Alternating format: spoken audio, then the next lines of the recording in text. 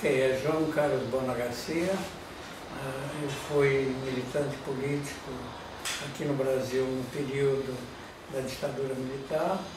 Lutamos contra o regime. Em consequência disto, eu fui preso, estive no DOPS, no presídio, na ilha e depois em quartel militar, e saí no sequestro do embaixador suíço, sendo banido do território nacional, e morei no Chile, na época do Allende, até o golpe militar, e depois consegui, depois de quase um mês, sair pela Embaixada da Argentina, e fomos para a Argentina. Da Argentina, houve uma tentativa de sequestro, de me sequestrarem na Argentina, e aí eu acabei indo para a África do Norte. Eu fui para a Argélia, convite do Arraes, que me conseguiu um laissez-passer para chegar até a Argélia.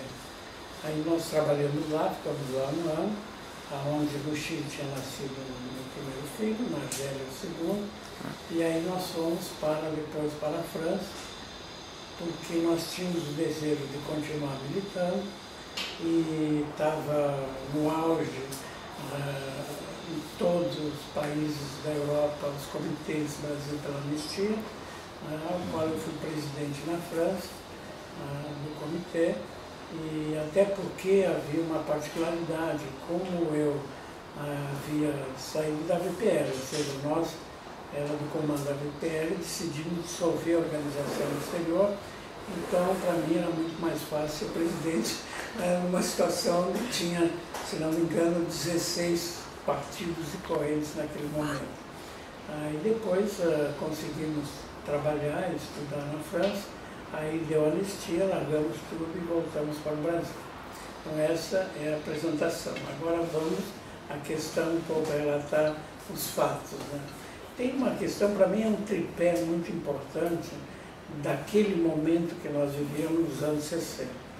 Um é a questão da Guerra Fria, que teve uma influência extraordinária, né? Foi um divisor de águas, e a influência no golpe militar aqui no Brasil, onde tudo era comunista. Segundo, foi um momento onde a ditadura vinha aos poucos fechando mais a porta, ou seja, arrochando mais e culminando com o AI-5 e depois o governo Médici, que foi o mais carrasco, vamos dizer assim, de todos. E por outro lado, um clima muito favorável para que as pessoas participassem de um lado e de outro, mas principalmente na luta contra a ditadura, porque havia uma conjuntura internacional muito interessante e favorável. Havia um movimento extraordinário no mundo inteiro. Nós tínhamos como nosso guia a Revolução Cubana, a história do Fidel e do Che, principalmente a questão do Che na América Latina, a longa marcha de Mao, que foi também muito importante, a história da Revolução Russa, o trotskismo, o bolchevismo. Então, assim, era um momento assim, muito forte, e a juventude se engajou e começou a estudar, a ler os clássicos e a participar. Então, quanto mais a ditadura arrochava, mais havia essa tendência de lutar e fazer alguma coisa.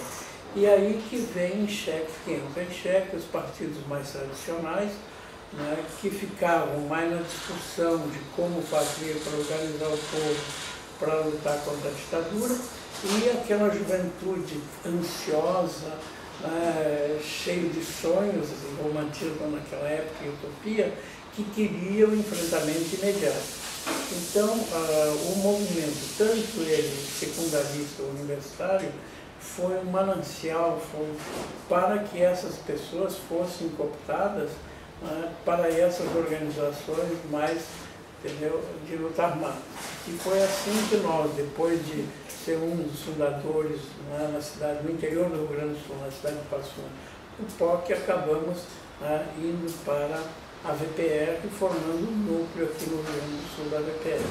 E o que esse núcleo queria? Ele imitava um pouco o que faziam no Rio e São Paulo, ou seja, era, entendeu, expropriação bancária, e organizar um setor que nós estávamos organizando naquela época para a guerrilha rural, entendeu, camponesa, aqui, que ficava nas margens do Rio Uruguai, perto da cidade de Três Passos, onde nós estamos organizando um local, inclusive com a ideia de trazer o Lamarca aqui para essa região.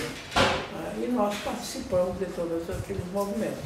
E aí tem um outro divisor de águas importante aqui no Rio Grande do Sul, do lado, do ponto de vista da repressão, que foi a vinda do Malhães e o Cabral, que agora, misteriosamente, matam o Malhães, que foi algo assim que, puxa, inclusive eles por rádio recebiam a ordem de, mas não mataram ainda o homem, tem que matar, entendeu? Então, para mim, isso é uma queima de arquivo incrível. Por quê? Com isso, ele inibe as outras pessoas a darem declarações. Por exemplo, o Cabral, ele não sabe tudo igual que o Malhães, que participou, era a dupla que existia, era Malhães e Cabral. Eu fui interrogado por eles, inclusive, e que recrudesceu, aumentou, entendeu, muito a fome e a tortura aqui no Rio Grande do Sul. Nesse divisor aqui dentro do DOPS, tinha o pessoal do DOPS, que era comandado pelo Pedro Selling, que era um aprendiz de feiticeiro, ou seja, ele era hábil em aprender como torturar e tinha prazer também na tortura. E, por outro lado, da parte do Exército, que tinha também uma pessoa completamente desequilibrada, com problemas sérios, que era o Attila Rochester, que hoje vive em Santa Catarina, que foi uma pessoa também com um requinte, um sadismo muito grande.